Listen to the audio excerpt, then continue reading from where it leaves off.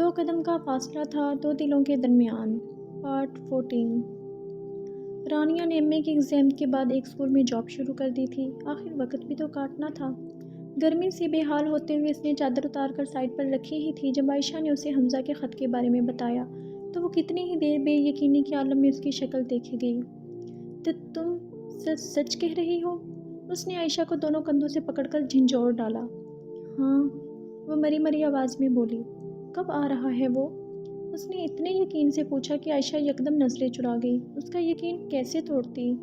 یہ تو نہیں لکھا۔ تو پھر؟ رانیہ کے ہاتھ ڈھیلے پڑ گئے۔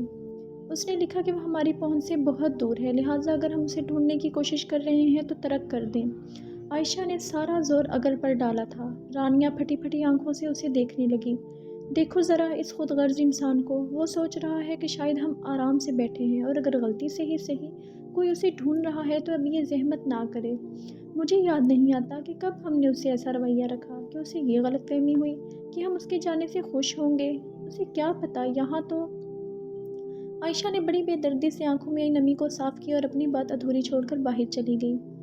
تو 2 سال بعد تم نے صرف یہ خبر سنانے کے لیے رابطہ کیا؟ کتنے ظالم ہو تم حمزہ۔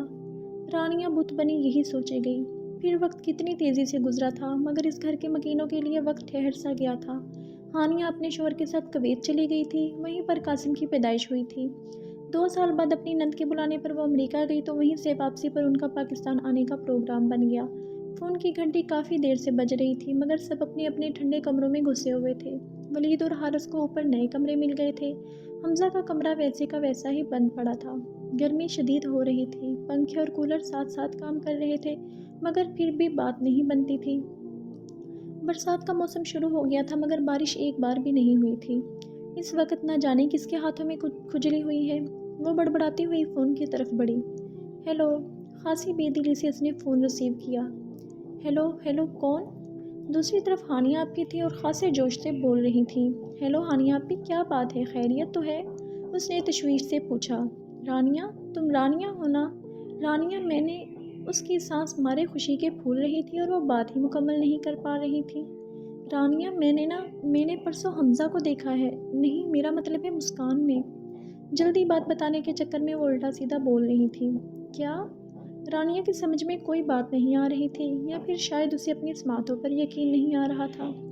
ہاں، امریکہ میں ایک اسٹور پر مسکان نے اسے دیکھا تھا اور پھر وہ مسکان اور قاسم کے ساتھ کافی دیر انہیں شاپنگ کرواتا رہا تھا۔ بات کرتے کرتے کئی دفعہ ان کا گلا رند گیا تھا مگر وہ تھیں کہ نان سٹاپ بولے جا رہی تھیں۔ 3 گھنٹے تک میں اسے تلاش کرتی رہی، پورا اسٹور چھان مارا اور پھر کل بھی وہاں گئی مگر وہ پھر کہیں نہیں ملا۔ آخر میں وہ باقاعدہ رونے لگی تو رانیہ آہستہ سے بولی، آپی، اگر اس نے ملنا ہوتا تو پھر جاتا ہی کیوں؟ ہانیہ روتے روتے چپ ہو گئی۔ اچھا، باقی سب کہاں ہیں؟ تھوڑی دیر بعد انہوں نے پوچھا۔ سو رہے ہیں شاید۔ آپ کل آ رہی ہیں نا؟ ہاں، اور تم ابھی کسی کو مت بتانا، میں خود آ کر بتاؤں گی۔ ابھی تو ہماری فلائٹ کا ٹائم ہو رہا ہے تو اس لیے میں نے سوچا فون کر کے کسی ایک کے آگے تو پیٹ ہلکا کروں۔ اچھا، اللہ حافظ۔ اللہ حافظ۔ فون بند کر کے اس نے اپنے چہرے پر ہاتھ پھیرا تو حیران رہ گئی۔ اسے پتہ ہی نہ چلا کہ وہ ہانیہ آپی کی باتیں سنتے ہوئے رو رہی ہے۔ معلوم نہیں کب سے وہ آنسوؤں پر اپنا اختیار کھو چکی تھی۔ بہت خاموش ہو، کیا بات ہے؟ مدثر نے اس کی خاموشی نوٹ کی۔ اسے بے اختیار پاکستان میں رہنے والا حمزہ یاد آیا جو شوخ، بے فکر اور بہت باتونی تھا، اور یہ حمزہ تو اس سے بہت مختلف تھا، چپ چپ، الجھا ہوا، ہر وقت کسی سوچ میں گم۔ میری ایک بات مانو گے؟ مدثر نے اس سے پوچھا مگر وہ اس کی بات انسنی کر کے بولا، یار میرا دل بہت بے چین ہو رہا ہے۔ وہ اٹھ کر کھڑکی کی طرف چلا گیا۔ تو پھر ایک کام کرو، تم پاکستان فون کر لو۔ اس کے مشورے پر وہ یکدم واپس پلٹا۔ جانا تو تم نے ہے نہیں، کم از کم آواز ہی سن لو کسی کی، دیکھ لینا تمہارے دل کو قرار آ جائے گا۔ نہیں یار، اس نے بڑے آرام سے اس کے مشورے کو رد کر دیا مگر اس کے جانے کے بعد فوراً اس پر عمل بھی کر ڈالا۔ وہ ابھی کمرے کے دروازے تک ہی گئی تھی کہ فون کی گھنٹی ایک دفعہ پھر گونجی۔ وہ تیزی سے واپس پلٹی، نمبر باہر کا تھا۔ ہیلو ہانیہ آپی، کیا بات ہے، رہ گئی ہے؟ خدا کے لیے اس شخص کا پیچھا چھوڑ دیں، کیوں آپ اس کو اتنا یاد کرتی ہیں؟ اس کو اتنا ہمارا خیال ہوتا تو چھوڑ کر ہی کیوں جاتا؟ جسے دیکھو اس کے پیچھے پاگل ہوا جا رہا ہے۔ اس گھر کے مکینوں کی تو دنیا تو شاید اس پر ختم ہے مگر وہ تو شاید اپنی ہی کوئی دنیا آباد کر بیٹھا ہوگا۔ جب اسے ہمارا خیال نہیں تو ہم اس کا خیال کیوں کریں؟ بس میں آپ کو کہہ رہی ہوں، اب آپ کے لبوں سے حمزہ کا نام نہ سنوں۔ کچھ نہیں لگتا وہ ہمارا۔ وہ سسکی تھی اور فون کے دوسری طرف 7 سمندر پار وہ شخص سن سا رہ گیا تھا۔ آپ یہ بات گھر میں کسی کو نہیں بتائیں گی، بس بھول جانے دیں ہمیں اور خود بھی بھول جائیں۔ اب ہم اس شخص کو کبھی یاد نہیں کریں گے۔ روتے روتے اس نے ہانیہ آپی سے وعدہ لینا چاہا، مگر اس کا اپنا دل ہی سراپا احتجاج بن گیا تھا۔ لیکن آپی، وہ بے وفا شخص اتنا ظالم ہے کہ بھولتا ہی نہیں، خود کو بھولنے ہی نہیں دیتا۔ فون بند ہو گیا، مگر حمزہ کتنی ہی دیر فون کان سے لگائے اس کی سسکیاں سنتا رہا۔ بے چینی نے کم کیا ہونا تھا، حد سے زیادہ بڑھ گئی تھی۔ ہانیہ آپی 2 سال میں کافی صحت مند ہو گئی تھی۔ قاسم سے تو سب پہلی دفعہ مل رہے تھے، سبھی خوش تھے، مگر یہ خوشی ادھوری تھی۔ ہر کسی کے چہرے پر مسکراہٹ آتی، مگر تھوڑی دیر بعد سمٹ جاتی۔ ہانیہ نے دیکھا کہ جیسا ماحول وہ چھوڑ کر گئی تھی ویسا ہی ماحول ابھی تک قائم ہے، ادھورا ادھورا سا۔ رانیہ کی حیرت کی انتہا نہیں رہی جب اس نے دیکھا کہ ہانیہ آپی اس کے ہر ہدایت بلائے ہر ایک کو حمزہ اور مسکان کی ملاقات کا احوال سنا رہی تھی۔ جب تنہائی میسر آئی تو وہ ناراض ہونے لگی۔ میں نے آپ سے کیا کہا تھا، بھول گئی ہیں؟ مگر تم نے کس وقت اور کیا کہا تھا، مجھے تو یاد نہیں۔ وہ حیرت سے اس کی شکل دیکھنے لگی۔ جب آپ نے دوسری دفعہ فون کیا تھا، اور سوری، پتہ نہیں جذبات میں آ کر میں آپ سے کیا کیا کہہ گئی، لیکن میں نے تو دوبارہ فون ہی نہیں کیا تھا۔ ہم لوگ دوسری وقت ایئرپورٹ کے لیے نکل گئے تھے۔ شہزاد نے جلدی ہی اتنی مچائی ہوئی تھی، مگر وہاں جا کر اتنی دیر انتظار کرنا پڑا، چیکنگ وغیرہ میں۔ دماغ خراب کر دیا ان امریکیوں نے۔ وہ اپنی ہی باتیں لے کر بیٹھ گئی اور پھر قاسم کے رونے کی آواز سن کر وہ باہر چلی گئی اور وہ بیٹھی سوچتی رہ گئی، اگر آپ ہی نے فون نہیں کیا تھا تو پھر کس نے کیا تھا؟ ہمارا تو کوئی رشتہ دار بھی باہر نہیں رہتا، نمبر تو باہر کے ملک کا ہی تھا، تو پھر اس کا دماغ گھوم کر رہ گیا۔ کہیں رات فون پر بات کرتے ہوئے اسے محسوس ہوا تھا جیسے حمزہ اس کے بہت قریب کھڑا ہو اور پیشمان ناراض سی نظروں سے اسے دیکھ رہا ہو، وہ اس کی دھڑکن سن سکتی ہو، اور تو اور اسے تو اس کی خوشبو تک آئی تھی۔ پتہ نہیں قدرت نے ان دونوں کے دلوں میں کیسا رابطہ رکھا ہوا تھا، اندیکھا انجانا سا، اتنی دور رہتے ہوئے بھی یہ دونوں دل ایک ساتھ دھڑکتے تھے۔ تو کیا حمزہ؟ اس خیال سے ہی اس کا دل خوشی سے جھوم اٹھا۔ اس وقت سوائے لڑکیوں کے سب لوگ دادوں کے کمرے میں جمع تھے، سبھی حیران تھے کہ حمزہ کہاں جا پہنچا تھا۔ لیکن ہانیہ، یہ بھی تو ہو سکتا ہے کہ مسکان کو غلط فہمی ہوئی ہو، آخر وہ ہے بھی تو بچی، اور پھر جب حمزہ گیا تھا تو اس وقت تو یہ بہت چھوٹی تھی۔ چھوٹی چچی نے وہ بات کی تھی جو اپنی اپنی جگہ سوچ تو سبھی رہے تھے۔ چچی جان، بے شک مسکان حمزہ کے جانے کے وقت بہت چھوٹی تھی، مگر بعد میں اس نے ہماری شادی کی مووی اتنی دفعہ دیکھی ہے کہ اسے حمزہ کی شکل تو یاد ہو ہی گئی تھی۔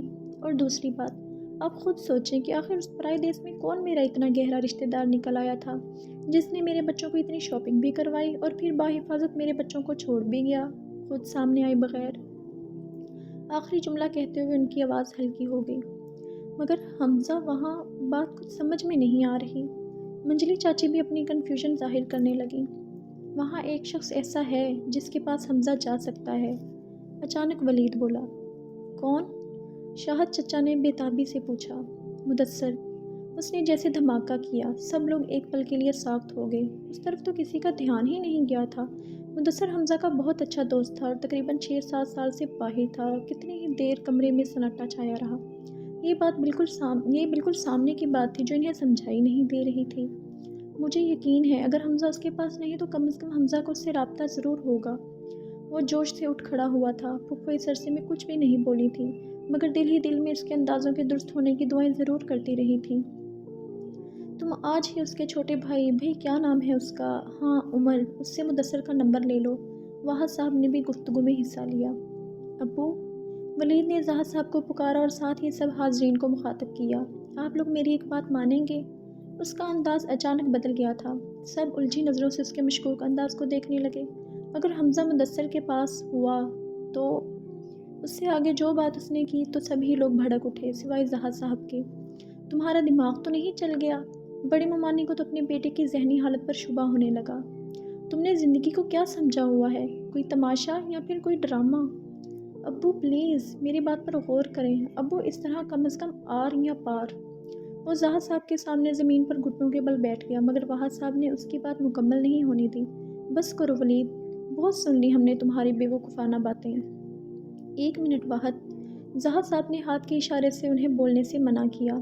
ولید، پہلے تم مدثر سے بات کرو، اور اگر وہ وہاں ہے تو مدثر کو اعتماد میں لے کر تم اپنی بات پر عمل کر سکتے ہو۔ ان کی بات سے ولید کا چہرہ خوشی سے کھل اٹھا تھا۔ اور ہاں، میری ایک بات سب سن لیں، یہ بات اس کمرے سے باہر نہیں جانی چاہیے۔ زاہد صاحب کے اس فیصلے پر عارفہ بیگم تڑپ اٹھیں۔ زاہد بھائی، اگر حمزہ… بس عارفہ، میں رانیوں کو کب تک گھر بٹھائے رکھوں گا؟ اب میں فیصلہ کر چکا ہوں، بس۔ وہ ان کے سر پر ہاتھ رکھ کر بولے تو دادوں نے بھی عارفہ بیگم کا ہاتھ پکڑ کر انہیں مزید بولنے سے منع کر دیا۔ سب آہستہ آہستہ اٹھ کر جانے لگے۔ اولاد واقعی آزمائش ہوتی ہے۔ یا اللہ، مجھے شرمندہ نہ کرنا یا اللہ اس عمر میں۔ بھائی صاحب اپنی جگہ ٹھیک ہیں، وہ بھی مجبور ہیں، آخر کب تک اپنی بیٹی کو بٹھائے رکھیں؟ یا اللہ تو ہی مددگار ہے، یا اللہ مجھے حوصلہ دینا، مجھے ثابت قدم رکھنا۔ عارفہ بیگم کا دل پتے کی طرح لرز رہا تھا۔ وہ سوتے ہوئے اٹھ کر بیٹھ گیا تھا۔ اچانک دل بہت زور زور سے دھڑکنے لگا تھا، اتنے زور سے کہ وہ اپنے دل کی آواز اپنے کانوں سے سن رہا تھا۔ پتہ نہیں کیا دیکھا تھا اس نے خواب میں، اسے یاد نہیں آ رہا تھا، مگر دل اندیشوں کا شکار ہو رہا تھا۔ اسے لگا جیسے اسے رانیہ نے پکارا ہو۔ اس نے فوراً اٹھ کر کمپیوٹر آن کیا اور اب ای میل چیک کرنے لگا، مگر وہاں کوئی میل نہیں تھی۔ اس نے کمپیوٹر بند کر دیا اور بیڈ پر واپس آ گیا، لیکن اب وہ سو نہیں سکتا تھا، دل سخت گھبراہٹ کا شکار تھا۔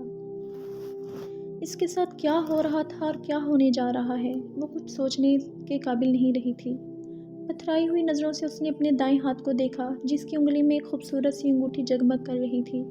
ایک انگارہ تھا جو اس کی انگلی سے لپٹا ہوا تھا، جس کی تپش سے اس کا سارا وجود جل کر خاک ہو رہا تھا۔ اور ستم تو یہ تھا کہ نہ وہ رو سکتی تھی اور نہ چیخ سکتی تھی۔ سارے جذبات برف ہو چکے تھے، صلاحیتیں مفلوج ہو کر رہ گئیں۔ آخر یہ کیوں ہوا تھا اور ایسا کیسے ہو سکتا تھا؟ ابھی کچھ دیر پہلے، ہاں کچھ ہی دیر پہلے، اس کی امی، پھپھو اور چچیاں آئی تھیں اور اسے یہ انگوٹھی پہنا کر اسے مرنے کی نوید سنائی تھی۔ ہاں تو اور کیا، مرنے کی ہی تو خبر لے کر آئی تھی وہ۔ حمزہ کی جگہ اس کی کسی اور سے منگنی ہو رہی تھی، بلکہ ہو گئی تھی، اور وہ کچھ نہیں کر سکی۔ یہ تمہارے ابا کا فیصلہ ہے، انہوں نے خود تمہارا رشتہ طے کیا ہے اور اگلے ماہ تمہاری شادی کی تاریخ طے کر دی گئی ہے۔ امی نے ماتھا چوم کر اس کی تکلیف میں اضافہ کیا۔ جب طے کر ہی دی گئی ہے تو پھر شادی والے دن ہی بتانا تھا نا، اتنی جلدی کیوں بتا دیا؟ اس نے کڑ کر سوچا۔ باہر اندھیرا ہو گیا، تم نے لائٹ کیوں نہیں جلائی؟ رابعہ صدا کی لاپرواہ ابھی بھی ویسی ہی تھی۔ کتنی کٹھور ہے یہ لڑکی۔ رانیہ نے بے حد غصے سے اسے دیکھا۔ رابعہ آہستہ آہستہ چلتی ہوئی اس کے پاس آئی اور پھر پنجوں کے بل اس کے سامنے بیٹھ گئی۔ تم کیا سمجھتی ہو مجھے کچھ خبر نہیں؟ رابعہ کے لہجے میں ایسی سنجیدگی تھی جو پہلے کبھی رانیہ نے محسوس نہیں کی تھی، اسی لیے فوراً مڑ کر اس کی طرف دیکھا۔ تمہیں کیا معلوم میں نے تمہارے اور حمزہ کے لیے کتنی دعائیں مانگی تھیں، مگر رانیہ ایک چیز ہوتی ہے، تقدیر۔ تقدیر میں جو لکھا ہے وہ ہو کر رہتا ہے، یہ ایک حقیقت ہے، لیکن اکثر لوگ یہ نہیں سمجھتے اور زندگی میں ہمیشہ خوار ہوتے رہتے ہیں۔ تم بھی بس اپنا معاملہ خدا پر چھوڑ دو، اس یقین کے ساتھ کہ وہ جو فیصلہ کرے گا تمہارے لیے بہترین ہوگا۔ رانیہ بیٹی، یہ کپڑے پہن لو، کچھ تصویریں بنانی ہیں۔ منجلی چاچی اس کے کپڑے اور جیولری وغیرہ دے کر چلی گئیں۔ اٹھو رانیہ۔ رابعہ نے اس کا ہاتھ پکڑ کر اٹھایا اور وہ کسی روبوٹ کی مانند اٹھ کر کھڑی ہوئی۔ محلے کی چند لڑکیوں اور گھر والوں کے ساتھ اس نے کس ضبط کے ساتھ تصویریں بنوائیں، اور جو نمائشی مسکراہٹ اس کے لبوں سے چپکی ہوئی تھی وہ اس کے حوصلے کی آخری حدیں تھیں، اور تنہائی ملتے ہی وہ تمام حدیں، وہ تمام بند ٹوٹ گئے۔ وہ پھوٹ پھوٹ کر رو دی۔ حمزہ، خدا کے لیے لوٹ آؤ ورنہ تمہاری رانیہ مر جائے گی۔ اچانک روتے روتے وہ چونکی، پھر تیزی سے اٹھی اور اپنی الماری میں کچھ تلاش کرنے لگی۔ اس ناول کے نیکسٹ پارٹ کے لیے ہمارے اس چینل کو سبسکرائب کریں، اس ویڈیو کو لائک کریں، شیئر کریں اور کمنٹ باکس میں اپنی رائے کا اظہار دیں۔ شکریہ۔ اللہ حافظ۔